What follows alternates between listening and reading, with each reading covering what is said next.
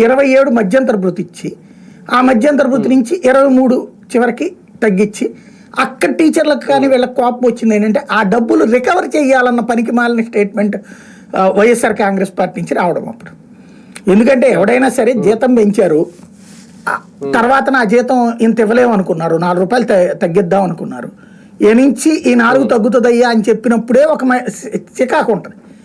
అలా కాకుండా నీకు 2 ఏళ్ల నుంచి తీసుకున్న డబ్బులు కూడా వెనక్కి ఇచ్చేసేయి అంటే చాచి కొట్టాలనిపిస్తుంది.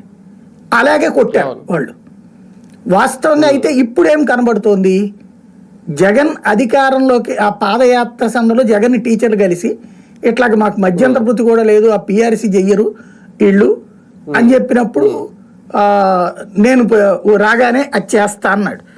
వెంటనే చంద్రబాబు గారు వాళ్ళకి సంబంధించిన విషయం అర్థం చేసుకుని ఆయన కాకపోతే అప్పుడు వాళ్ళ మీద ఆగ్రహం వ్యక్తం చేసి ఏందా ఇప్పటికి మీకు 42% పెంచాను నేను, ఆంధ్రప్రదేశ్ చరిత్రలోనే ఇంత పెరిగింది ఎప్పుడు లేదు కదా, నేను ఆ తెలంగాణతో పోటీలో బేస్ చేసుకుని ఆయన 41 పెంచాడు కాబట్టి నేను 42 చేసి పెడితే మీరేమో ఇట్లా చేసుకెళ్తారా అని చెప్పి ఆయన కోపగించుకుని నేను 10కి మించి పెంచనన్నారు.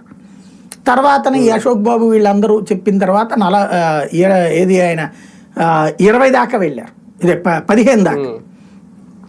జగన్ 27 చెప్పుకొచ్చారు.